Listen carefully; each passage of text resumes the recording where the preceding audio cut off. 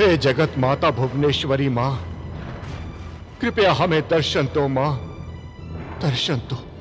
हे जगत माता, मूल प्रकृति भगवती भुवनेश्वरी, कृपया हमें दर्शन दो, हमारा उद्धार करो मां, हमारी रक्षा करो, रक्षा करो।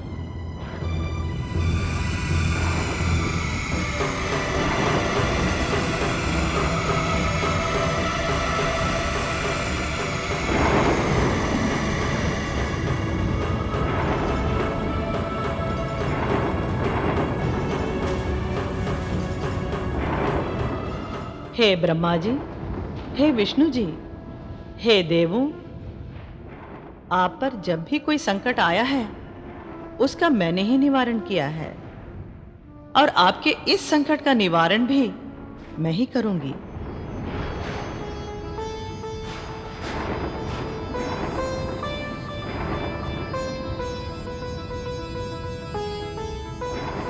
हे विष्णु जी, योगेश्वरी सती का शव वियोगी शिव के शरीर से जब तक सटा रहेगा, शिव स्वस्थ चित्त नहीं हो पाएंगे, और बिना शिव के स्वस्थ हुए सृष्टि में सुख और शांति कदापि स्थापित नहीं हो सकती। परंतु हे माता, शिवजी के शरीर से सती के शव को हटाने का साहस भला कौन कर सकता है? शिवजी की क्रोधा अग्नि के ज्वाला में जलकर वो भस्म नहीं हो जाएगा? हे माता, इस संकट की घड़ी में हमें प्रेरणा दो कि हम क्या करें। हे वासुदेव, मैं अपनी शक्ति को आपके सुदर्शन चक्र में प्रवेश कर देती हूं, फिर आप अपने चक्र से सती के एक एक अंग को धीरे धीरे काटकर शिव के शरीर से हटा देना। मेरी माया के प्रभाव से सती के गहन भाव में डूबे शिव को पता भी नहीं चल पाएगा, और इस प्रकार सती का शव शिव से अलग हो जाएगा।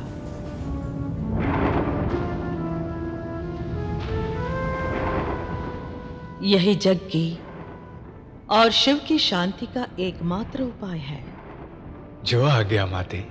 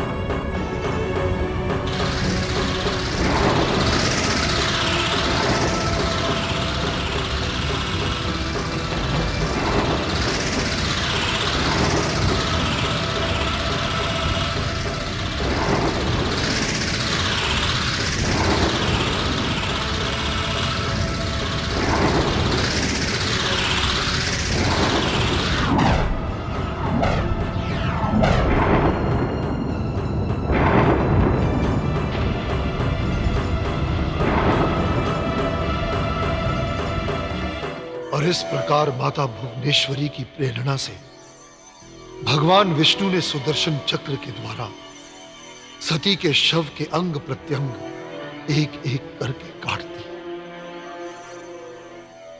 सती का समस्त मृत शरीर 52 अंग भागों में एक एक करके कटता गया, और वे अंग भाग धरती पर विभिन्न स्थलों पर गिरते गए।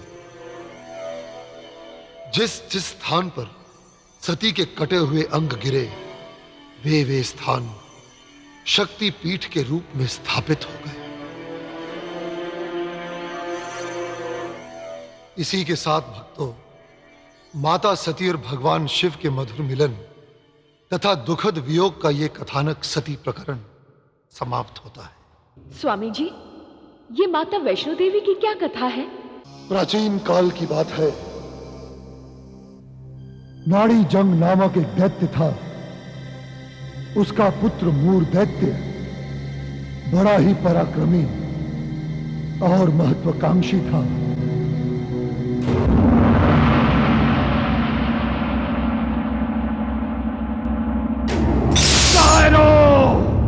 छोड़ो मुझे, छोड़ो। करना होगा, तुम्हें मुझे मुक्त करना होगा। याद रखो, कायर किसी का नेतृत्व नहीं कर सकता, किसी का राजा नहीं बन सकता। जिसका अधिनायक विरोधी शक्तियों के सामने अपने घुटने टेक चुका हो, पराजय को अपना भाग्य मान चुका हो, वो संस्कृति सदा सर्वदा के लिए काल के विराट काल में समाकर समाप्त हो जाती है। मेरे कायर पिता नारीजन, तुम मेरे शरीर को बंदी बना सकते हो, उसे लोह की श्रृंखलाओं में जकड़ सकते हो, परंतु मेरी क्रांति पुकार को कदापि बंदी नहीं बना सकते, कदापि नहीं। ये क्रांति पुकार पराजित असुर संस्कृति को जागृत करके ही रहेगी, करके ही रहेगी।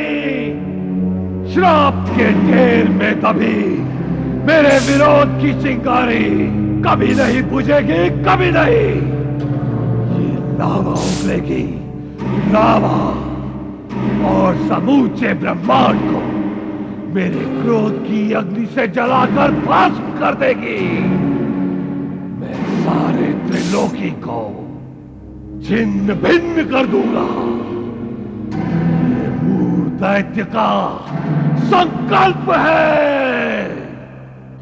स्वामी, मेरे पुत्र को बंदी गृह से मुक्त कर दीजिए।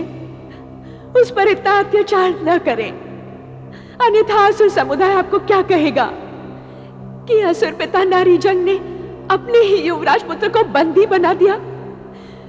फिर इस सनातन असुर संस्कृति का कौन उत्तराधिकारी होगा स्वामी, कौन? प्रिय, इस प्रकार विलाप न करो प्रिय। युवराज मूर तुम्हारी ही भांति हमारा भी इकलौता पुत्र है। तो फिर उसे इतनी भयानक यातना क्यों दे रहे हैं आप? आज मैं इसका उत्तर लेकर ही रहूंगी आपसे।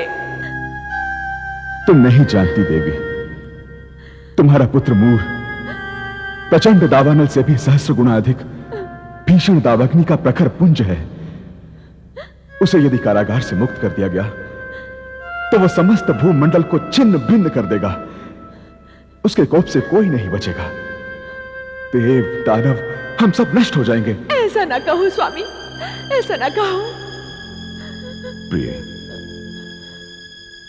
भविष्यवेत्ता भृगु ऋषि ने हमें ऐसी ही चेतावनी दी थी।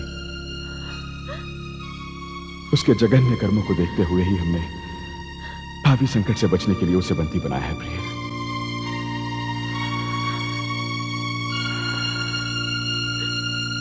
तुम नहीं जानती प्रिय, इस प्रकार हमने विवश होकर अपने पिता हृदय को ही बंदी बनाया है। प्रिय, यह कठोर दंड हमने स्वयं अपने आप को दिया है।